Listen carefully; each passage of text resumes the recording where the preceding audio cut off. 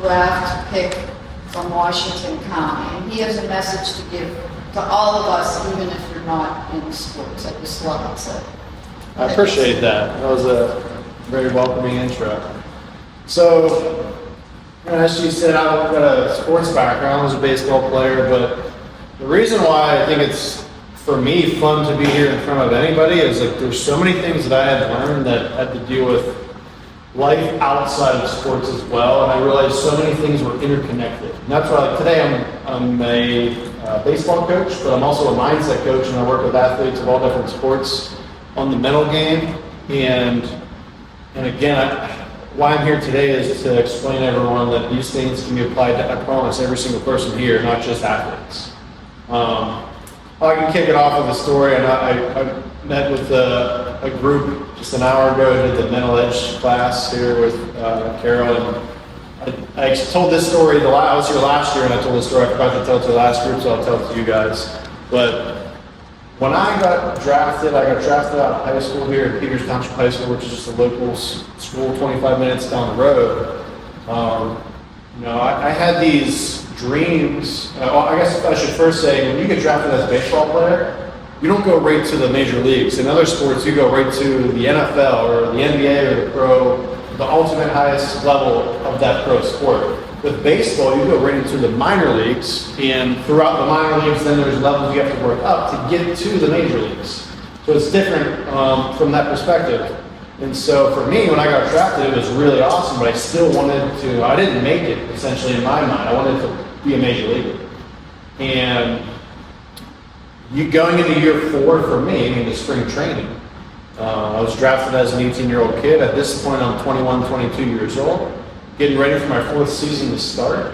And we show up to the locker room for spring training. This is March, early March, and you get into the clubhouse. Everybody has a nameplate. So you get to your locker, you get your nameplate at your locker. Well, one day I show up, I go to my locker, I see my nameplate, I look down, I don't see my stuff. My stuff's gone. And that essentially meant they're telling me I was released that day.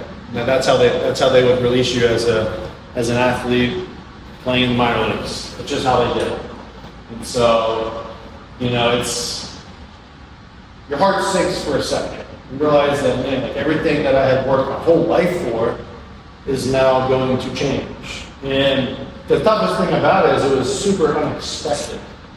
And there's a lot of lessons to be learned after the fact, but in that moment, there's a lot of things that you almost feel like it's an out-of-body experience for a short period of time. So that happens, you go down the hallway, you get your stuff, you meet with the higher-up people that made a decision. It's kind of a closure meeting, and I was on an airplane within a few hours. So they knew I was getting released well before I did, obviously, but that plane flight was even booked before I even found out. And I shared it with the group before, but with what you guys are doing, what this class is about, from what I believe, we're talking about how to handle stress, how to handle anxiety, how to handle tough things in life. I think I want to start out with the same thing I told the last group, and it's that life is not going to be this smooth process.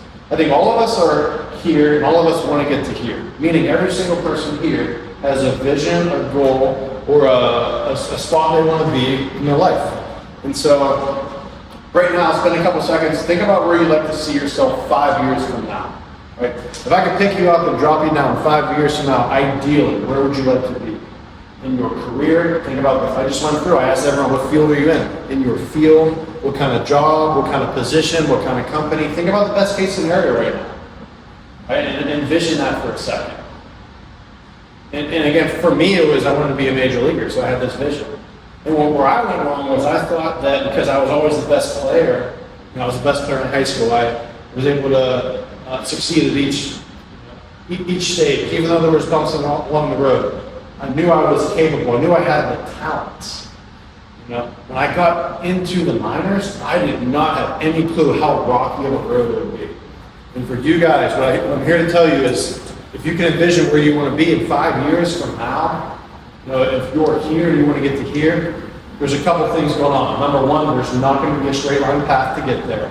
And there's not even going to be a wavy road to get there. It's going to be a maze. It's going to be a journey of going here, and then backwards a couple steps, and then over here, and you are going to be able to get to where you want to finally go, but it will not be as smooth as you think. And I want to share the story. Carol, you can tell me if you think this is a good one. The story about the GPS and kind of like. I love that story. Yeah. I'll give you just a really quick example. Yeah. If everybody here was going to go to a party, and this party was, let's just say, 30 minutes away. You've never been there, right? And a good friend of yours sends you the address. Hey, here it is, right? So you have in your head this is 30 minutes to get there, right? Well, let's say you plug in that address. And on your Maps app, on your phone, it says it's going to take you 45 minutes to get there because there's traffic along the way. You see that red on the phone? Usually it's a nice blue line, but you got a red line in the middle signaling there's traffic for 15 minutes. Well, we can probably all agree that would kind of stink, but would anybody here be heartbroken by that? No, because it's something that you anticipated. That's something you could expect to happen because your phone told you, hey, there's going to be traffic along the way. You're prepared for that. Right? Now on the flip side, what if you never plugged in that GPS? What if you knew where you're going, you knew the roads you had to take, and then about 20 minutes into the ride, all of a sudden you came into standstill traffic where you're not moving. You're not moving at all, you're on the highway, and you're literally stuck going 0 miles an hour, and 1 minute goes by and you haven't moved, you see hundreds of cars in front of you, and 2 minutes go by. Then that third minute goes by, and you're thinking to yourself, I'm gonna miss this party. And all these thoughts start going in your head. I'm going to miss the party. I told my friend I'd be there. I can't believe this traffic. And you start panicking. Right? You automatically enter this panic mode. But in reality, that traffic's going to clear up in about 10 minutes.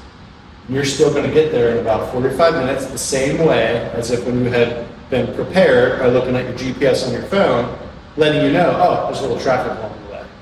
And that is exactly what happens in life, to a T. And so, if you can first understand that there's going to be roadblocks, there's going to be challenges, it's not going to be easy, and acknowledge that when you go into a challenge, a journey, a job opportunity, a job interview, throughout finishing up your whole career right now, just your journey as a student until graduation, right? If you can understand that throughout the process, man, I'm telling you, it's the unexpectedness that shocks us. That's what puts us into this slump where we're feeling down in the dumps and we feel like we can't overcome our stress or anxiety at the time. And so if we can get on the same page with that from the get-go, I promise that alone is going to change your perspective on everything you have in front of you for the rest of your life until you die. I promise you that. And again, that's just a perspective. And for me as an athlete, when I had that perspective, knowing that my journey was going to be tough, a lot tougher than I thought, it definitely allowed me to overcome obstacles a lot easier. And for you guys that aren't athletes, I'm telling you, it's the same thing. It has nothing to do with talent. It has nothing to do with how smart you are. It has nothing to do with the grades, to be honest with you, to an extent, right? You want to put a good resume together when you graduate, that's one thing. But it's something that's totally different than that. It's a perspective and a belief about the long run of things, not the short run. And so, started up with the last group, just like getting on the same page with that. And I want you to think about something real quick. There's three things in life. There's perspectives, then there's your beliefs, and then there's these list of actionable things you can do. I just call them action goals. Perspectives, beliefs, action goals. And so when you can learn to first shift your perspectives, which all a perspective is a lens that you see something through. And all of us see through different lenses in life. We have different perspectives, different viewpoints, right? That's why we don't all vote for the same president, we don't all believe the same things, but we all have different opinions, right? But when you can learn to shift your perspectives into perspectives that serve you well, you can then start to believe more in yourself and your abilities, in the things that will serve you well, to get you to where you want to go, as opposed to the things that will hold you back. And then, in turn from that, you can now make better decisions. Your actionables will become a lot more easy to do. Everything is in line. And so, I want to share something with you here after now.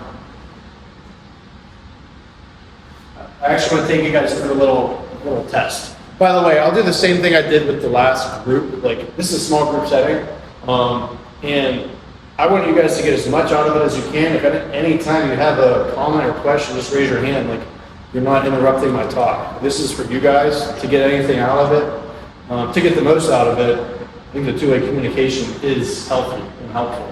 So again, even though I'm here giving a talk, at any point in time, if you have a question throughout, just raise your hand and butt in. But I want you all to do something real quick. I'm going to ask you 5 questions. Just answer true or false in your head. Okay? 5 questions. Let's say you can write it down. You don't have to. There's only 5. Question number 1. Just again, true or false. And this is an opinion, by the way. This is what you believe, not me or anyone else. This is your own answer. But number 1, most people get stress or feel anxiety when they don't like the results of something. Is that true or false in your head? Most people get stress or feel anxiety when they don't like the results of something. Okay, number 2, most people feel stress or anxiety because they are trying to control something they cannot control. Trying to control something they cannot control. True or false? Number 3, people feel stress or anxiety because they don't know what's on the other end of something. They don't know what's on the other end. True or false? Number 4, people feel stress and anxiety from other people. People feel it from other people. Yeah, do me a favor, everybody. Close your eyes. Everybody, gotta close them. Raise your hand if all 4 of your answers are true so far. Okay, hand down. Raise your hand if not. There's a false in there. Okay. Put hands down. All right, open your eyes. Last one. Number 5. If I go through something difficult, I will end up weaker after it. If I go through something difficult, I'll end up weaker after it. Anybody have any questions on those statements about like more clarity of them or anything like that? Okay, so, and again, everyone will have their own opinions and beliefs. My opinion on those was that the first 4 were true and the last one was false. And so I think that's probably the case for most of us. And to be honest, for any of those questions, rocket science. I think most of them were like, oh, like initially, okay, yeah, that's kind of obvious. But where we get stuck is we don't apply this to life. So if you apply it to life, here's what should be true of that. Right? In summary, if I can't control other people or certain situations in life, I should stop trying to control them and instead focus on what I can control.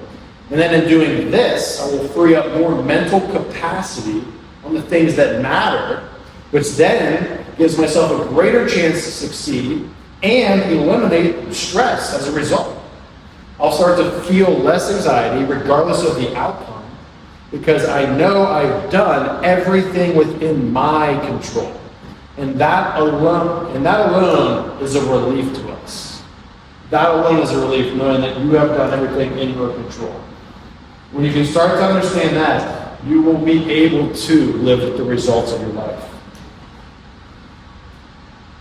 Okay, so we're kind of packaging all that together in one package.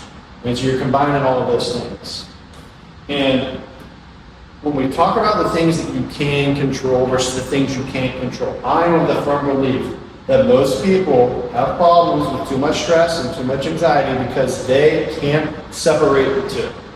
They are thinking far too often that they can control something when in reality they can't. They're failing to actually evaluate and determine which bucket does that go in. Is this really something I can or can't control? Like, have you ever asked yourself that question? And I would challenge everybody here today to start asking yourself that question more frequently. Ask yourself the question of which bucket that falls in. I'm telling you, when you can actually buy into that process, you don't have to control the results as much, and it's really relieving. As Carol mentioned, I'm definitely a very strong person of faith. So like for me personally, I am of the belief, and again, this isn't a religious class or anything, but I'm of the belief that if there's a God that I believe in, a higher power that I believe in, that the Lord can bear a far bigger burden than I can. And that for me is a huge stress relief. Even just broader than that, if you can believe in other people to help you out throughout your journey, coaches, your teachers, your mentors, parents, friends, people you're close to that you trust their opinion. Start using your resources. Okay? Use your resources. If you were stranded on an island and you're worried about dying because you're afraid you're going to starve and you're afraid you're going to not have water and shelter and all of the main resources you need to live, you would start using the resources. You start finding water real quick. You start finding food real quick. You start hunting real quick. You start finding shelter real quick. Right? But why do we in our life fail to use our resources? Use your resources with, for me, my faith, for everyone here, other people. Other people who have been through the things you're going through. Just being able to talk to friends and family about it too. That, I struggle with this too. That takes courage. I'm not going to deny that. And going through these tough times is not going to be easy. And that's one thing that will never go away. But using your resources, and just to give you guys some actionable things right now, when you leave today, that, I can actually start applying these right now. Not tomorrow, not next week. When you leave this class today, what's something I can and can't control? Did I give my best effort into the thing I can or can't control? Whether that be I really did study for a test and I thought I was prepared, but I failed. Learning that that's just a learning lesson throughout life and that's going to happen. Being able to live with those results. Then it doesn't mean you're comfortable with it either. Doesn't mean you're accepting that and that you're going to do the same thing next time. It's going to challenge you for the next opportunity you get to be better. But, you can live with the results and it doesn't have to make you feel fulfilled or satisfied. That's one thing we really get confused. We think that, those are the same things. They're not. We learn lessons and we become a different person on the other end of that. I want to take a quick pause. Does anybody have any thoughts, questions? Anything at all, comments on what we did so far with that lesson? Would you guys agree with that so far? Does anybody, if they want to share anything that's happened to them over the last year, 2 years, I don't care, lifetime of how they can relate to that? And even if you don't want to share, even just by a show of hands, can think of one thing where that actually directly applied to this thing that happened in my life, even if you don't want to share it. Just by a show of hands, would that resonate with anybody? I think what you guys are going to start to understand is there's so many truths in life that are obvious. We forget how we can actually apply all these things and turn them into the actionables that I talked about. Perspectives, beliefs, then actionables. How I can actually, because that's the most common question I get. Okay, I get all that, Justin, but what do I do now? How do I apply this? Right? And so I do really believe that you first have to get a clear idea and a clear vision of what it is that you are trying to do, what it is you believe in, and an understanding of how things work. Let me take a quick pause here. I do, and Carol, you can tell me, I talked about the physical and mental environment. I think for this group that might be something worth mentioning as well, kind of the clash between that physical and mental environment. Oh, yes, I think with the focus part, because that's for anything in life, yes. I think that's. I'll talk about that, but the final note on that is the challenges. You need to understand that you are going to emerge a stronger, more polished person on the other end. And it's so hard to see in the midst of it. It's so hard to see what's on the other end of the bridge. But I think we can all agree, when you go through these things, it will mold you for the better. That last statement, which kind of laugh in your head reading it. If I go through something difficult, I'll end up weaker on the other end of it. You're always going to come out better on the other end of it because at a bare minimum, you have experienced it. Justin, I just wanted to, the one thing you didn't add in the first story, which I thought was really good, is that you went home, and you just didn't leave after they released you and then moved into another part of your life. You went home and laid on the couch and watched Netflix and ate junk food. That's exactly right. That's what I told her. For a week or so, a couple of weeks. Exactly. I don't know if you mentioned that. Exactly. But and I'm glad you which you're allowed to have that time. No, that's 100% the truth. Everybody here is fighting these human instincts. We're all human, right? There's these things that we talk about, and that's one thing, and then there's our emotions, and that's one thing. I'm learning a lot more this year from my own studies and readings and everything, that the body and mind are two separate things. They are. And sometimes we get confused because the mind's listening to the body too much, or the body's listening to the mind too much when negative thoughts come to be. You get, let's say you had to do what I'm doing. Not that what I'm doing is anything special, but say you're not used to speaking in front of people. You get real nervous. That's the body trying to tell the mind, let's get the hell out of here. I don't want to do this, right? And I think an example of the opposite, like these negative thoughts, I think a couple really common ones off the bat. Like social media can be very negative out there. There's tons of stuff out there that just doesn't serve us well. It's people fighting, people getting in arguments, people trash talking each other, people hating on other people or things. It can be very negative, right? And so like that, the mind is receiving some negative signals there that we've got to be able to put up some filters in our brain. And that's not easy to do. We've got to put some filters up there. But when you can learn to kind of disconnect body and mind sometimes, I think it can be really beneficial. For example, if I'm feeling nervous, right, I got to be able to disconnect or unplug at some point to now perform at the level that I need to perform at, so my mental capacity doesn't get all cluttered up and infected with that. I think that's really, really important to know. But touching on that, I worked my whole life to do something, to be a Major League Baseball player, and it didn't happen. I spent 15 years on that as a 22-year-old, and my body was telling my mind that we're just going to sit here on the couch, eat junk food, do nothing, because I don't feel any motivation for anything right now.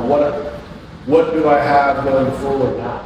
I had no clear vision, no clear idea of what the next step or direction was. And so I do believe that there are times where I talk about it as an athlete. So everybody has a phone. You have a camera right here. You can always zoom in or zoom out. You can choose to do that. Right? So if I want to zoom, there's 15 people in this room. If I want to zoom in on one person, I can see that one person, and I don't see anything outside that picture. If I want to see the big picture of the whole room and everybody, then I hit the zoom out. Well, I believe in life that we need to utilize our button of zooming in and zooming out. For example, with that story there, I was kind of in a stage where I eventually needed to figure out that I had to zoom out when I got released. I had to zoom out and figure out some options, some next steps, what my future could look like. It's just a phase of looking at everything on the table from a basic standpoint. And then once I figure out a clear direction, then zooming back into that.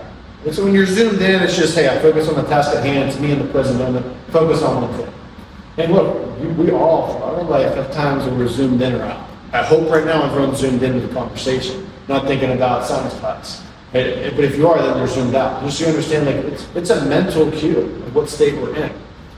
But we're not perfect. That was not the thing to do. I do think there's points and times you've got to allow yourself more time to make a decision that's important going forward.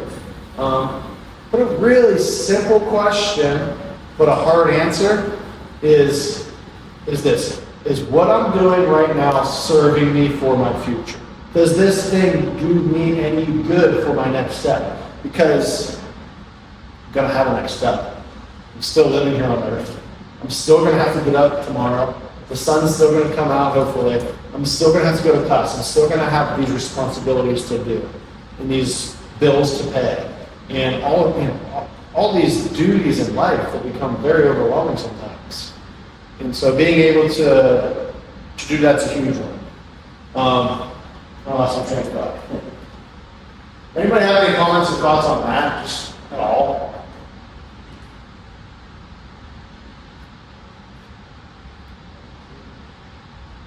So we talked about becoming better off instead of worse off, right?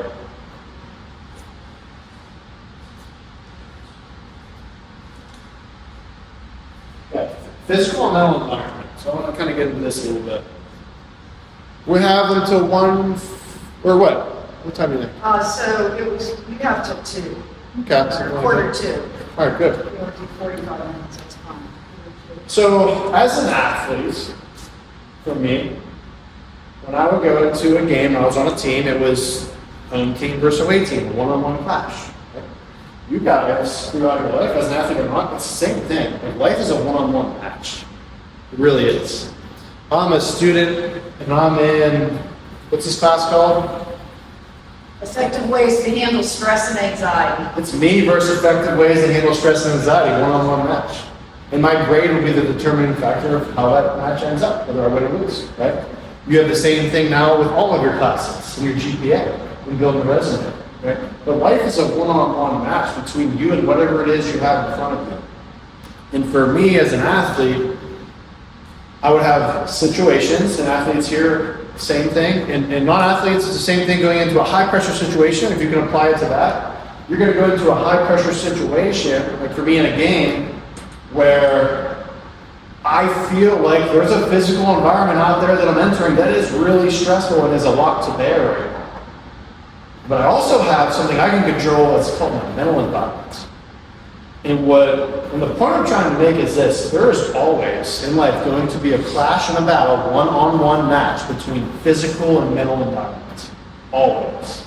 And so when you can build up thoughts routinely up here, you are constantly feeding your mind to either build up or build down your mental environment, your mental strength, essentially. But I think mental strength is, like, in my opinion, we're trying to build up strength in every area. I think a lot of people, when they just broadly hear mental strength, they just think mental toughness. How mentally tough are you? That's your mental strength. I think there's really a lot more to it. I think there's a section of focus that we got to be better at. I think there's a section of confidence we got to be better at. I think there's a section of being able to be mentally tough and handling failure that's part of it. I think as an athlete, like, our competitiveness is a section of it. Our stress and anxiety is a part of it. There's a lot of, now I'm probably only named half of it, there's a lot of different areas that we need to figure out here. But when you can start feeding your mind things routinely throughout a day, 60,000 to 70,000 thoughts a day is what the average person experiences. Okay, so everybody here, we're going to have 60,000 to 70,000 thoughts a day. Right? And so what that means for me is I have 60,000 to 70,000 opportunities to feed my mind. It's really the reality of it. Because you're either going to have a good thought or a bad thought. You know, some thoughts might be neutral, but I think the battle for us isn't the neutral thoughts, it's is this good or bad? Is this serving me or not? And again, I talked about like the social media. We're talking about things that happen in your life, people that you're around, coaches that you're around, teachers, things that you're hearing, things that you say, things that you hear other people say. We're talking about tens of thousands, hundreds of thousands of times a day. You don't realize that, you are just creating a habit up here mentally, the way you think, the way your brain operates. And so, as far as actionables, things that you can do, step one, be aware of it. So I challenge everybody right now, try to be more aware of your thoughts throughout your day. And to take it a step further from that, be more aware of your thoughts in important situations, in high pressure moments, in class, right? In those times where it matters, in front of a test, in front of when you're in a study session. You need to work on something. You need to get something done, right? And when you can, I talked about this with the last group, and I promise it relates to the stress and anxiety side of it too, but when you can focus on one thing and have the ability to block out things that don't serve you well. Because again, I'm not making up these stats, so if a real stat is that 60 or 70,000 thoughts come into my head, it's going to be a challenge to block out bad thoughts. It's going to be a challenge to block out negativity. It really is. Like I'm up here talking about it, but this is the easy part. Actually applying it it's tough. And so if you can learn to focus on things that serve you, things that you can control, and start to differentiate the two between, like, this is something I actually can control and give my best effort on, and then the effect of that will make a difference. These are things that I think I can control, but really can't. Can't really control other people to a certain extent. I can maybe help influence, but I will not be able to control anybody else. I can't make a decision for anybody else. That's the power of free will, which is a beautiful thing that we all have. We're going to decide for ourselves. But that in itself, when you can live with that, I know I hinted on this earlier, but when you can live with that, that is a direct relation to stress, anxiety, feeling down in the dumps, feeling overwhelmed. All right? There's plenty of times where I still feel today and still go through it on a daily basis of feeling very overwhelmed. Like, no doubt about it. I'll give you a glimpse into my life right now. I have 2 kids at home. I have a wife. I have a couple jobs. I have a couple different projects going on at once. And I got to manage all of it and try to please everybody. A couple things I've learned. Pleasing everybody does not exist. That's not a thing that can happen. You're never going to please everybody. Once I figured that out, I was able to live with the results. I'm just controlling what I can control. Which again, in turn, led to less stress. Because I realized that I'm doing everything I can do. And again, for me, like as a person of faith, I kind of just let go of things. There's a prayer called the Serenity Prayer that I like to say. And even just the first couple lines. Because God, grant me the serenity to have the courage to change the things that I can. The courage to also accept the things that I cannot change, but the wisdom to know the difference. I think that's a crucial one, the wisdom to know the difference. And so, it's a challenge I have for everyone here today. That's why I'm here. Try to apply that for yourself and try to ask yourself that question. But the mental environment versus the physical environment, I'd really like to see for you guys. I mean, I'm of the belief that you signed up for this class for a reason. Probably didn't have to. Maybe you did for your degree. I don't know, but probably saw it, probably interested you, and probably everybody here had an interest at some level to want to improve it. Am I right in saying that? Would everyone agree that their life would be a little bit more satisfying and fulfilling if they had less anxiety and stress? Right? Would everyone here agree that it affects their performance as a student and an athlete? Right? It affects your ability to be your best version of yourself. Right? And so if we can keep that in mind, that's going to be really, really important. I do just want to wrap up with, again, like for my athletes here, and if you want to be able to handle a high-stress situation, let's make our mental environment stronger than the physical environment so they can win. And that's where, I don't know if anyone here is even just a sports fan, you watch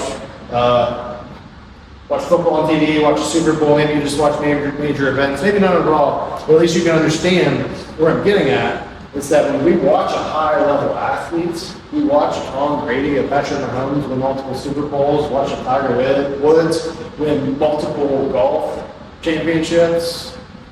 They did not have one physical environment they entered where they didn't believe that their mental environment could overcome.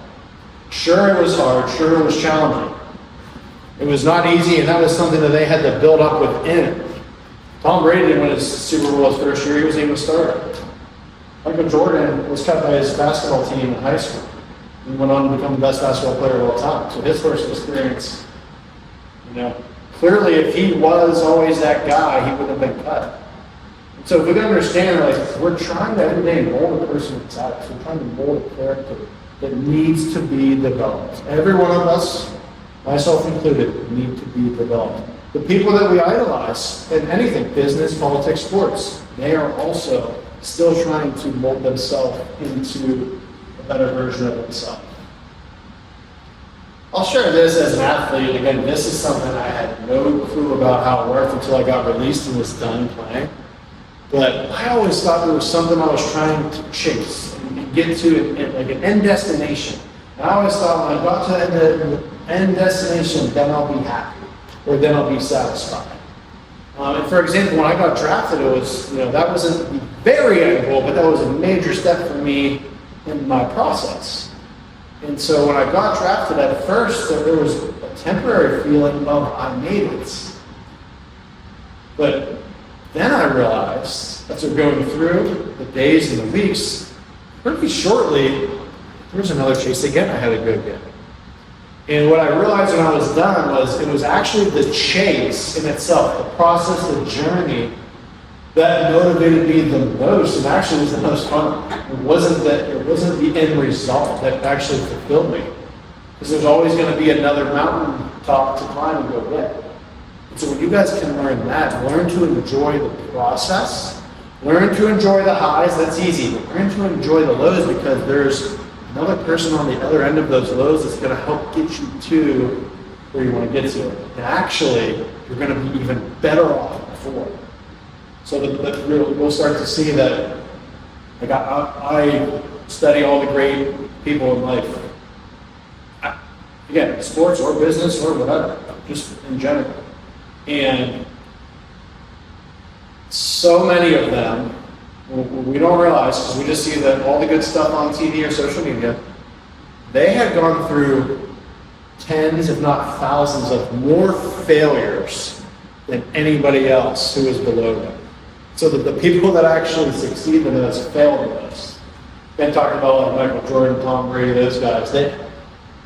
They have failed more than the rest. You're going to see a person have more of a straight line path. I wouldn't say it's totally straight, but that's our problem. We see a person that gets there fast, so we think. We don't see the route that they took to get there. And not every situation is the same. There will be people that get there faster than others. It's just the reality of life. It's a case-by-case basis. And nothing in life is a one-size-fits-all. And everybody here is one of one. All right, so God created everybody one of one. So you can be the best version of yourself. You weren't made to be, even though you might look up to people who you admire, you weren't made to be them. I mean, you can pull good things from what you learn from them, right? But you weren't made to be them, you were made to be you. Yeah, that's what you're one, like literally though, you're one of one. And I know it's like a cliche saying, but it is the absolute truth. A twin, an identical twin is still a one of one. My wife's a twin, but she's a fraternal twin, so I had to throw that in there. But yeah, it's the perspective is really where it begins. Shift the way you think. Stop worrying about the fact that you're not talented enough, you're not smart enough. Because I don't care how smart you are, how talented you are, how good you think you are, what you're doing, there's always skills that need to be developed. And when we talked about earlier, you got a 5-year goal of where you want to be, just gave you that, just that quick thought. I'm sure everyone has a 10-year and a 20-year goal for where they want to be. If you think about that person, you know, that you got to remember that person needs to be molded. That person needs to be rolled around in the dirt. That person needs to be going through the trenches to come out the person that you envision yourself to be. Right? And so acknowledge that you're not that person right now. That's okay. That's a good thing. You got something to work towards. You have a chase now to go get. And like again, I'll give you some examples about me as an athlete. But man, like for everyone that's a non-athlete too, like I promise you, if you got a job you really want to go get or something, be able to kind of go compete for that. Be the best one in your class, right? Have the best grades, have the best resume, show up with the best energy at an interview. Let the people know there that you bring value to them, right? Because at the end of the day, when somebody's looking, because I hire people, I look for a coach, I look for somebody who wants to work with me. One of my first questions I ask myself, I promise all of you are asking yourselves too, is what kind of value are they going to bring to me, my team, our organization? What kind of value are you bringing? So when you guys show up anywhere, for your team, for your class, and eventually the big one for everyone here is, hey, what's going to be my job, right? Because you're all on a stage, you're looking probably for your next stage in your career. Ask yourself the question, what kind of value can you bring to that company? And I'm telling you, when you can start to show through your mannerisms, through your energy, through the words that you say, through the things that you do for other people, for your boss, for whoever, going outside the box, not just doing all the things that are routine that everyone else is doing the stuff that other people aren't doing. That's what's going to separate you, I promise. And that's for anybody in life, any stage. Are you doing things that other people aren't doing? Because I talk about this with athletes, and for me as an athlete, if I'm a guy and I just go through the team practice, what everyone else is doing, I go and team practice is 3 days a week. Oh, I show up every day, 3 days a week. Oh, I didn't miss a practice. Oh, well, that's good, but if I show up in every practice and I do all the workouts and I do all the reps and sets and I do everything that everyone else is supposed to be doing as well, and I know I'm not the only one going through that and doing that. I'm not the only one with perfect attendance. It's not even about perfect attendance, but what's going to separate them? You gotta ask yourself that question. What's gonna separate me at the end of the day if I'm doing what everyone else is doing? And so I don't say that in a way for you to be comparing yourself to other people. I heard a really good quote on confidence. Confidence isn't walking into a room immediately comparing yourself to other people. Confidence is walking into a room not having to compare yourself to anybody at all. That's real confidence, because you believe in what you're capable of. So I don't say it from the perspective that you have to always compare yourself, but let's be realistic, let's be practical as well. What's going to separate us? Right? What's going to separate us? What kind of value am I going to bring? And I will say this, like, there's only so much mental capacity up here for whatever it is you're putting into it. And when you guys can find something you're passionate about and you like and you're moving towards, it's a lot easier to move through the tough times because you have that vision on the other end of it. And so I really do believe that you should find something that you're passionate about. I really do believe that nobody should be in a degree right now that they don't really have at least somewhat of an ambition for it. And by no means do I mean you have to figure it all out right now. But I will say this, if you're in something and you don't know why you're in it, there's going to come to a point in time where somebody's going to really start asking you, hey, what are we doing? What's our end path? What's our end goal? Your subconscious is going to kick in and ask yourself that. And so, we're talking this class is stress and anxiety, we're talking about that. It is so much easier to get through those tough things when you have on the other end of it a meaning, a bigger purpose behind it, a passion behind it, a long-term play. Okay, a long-term play. That's going to change everything.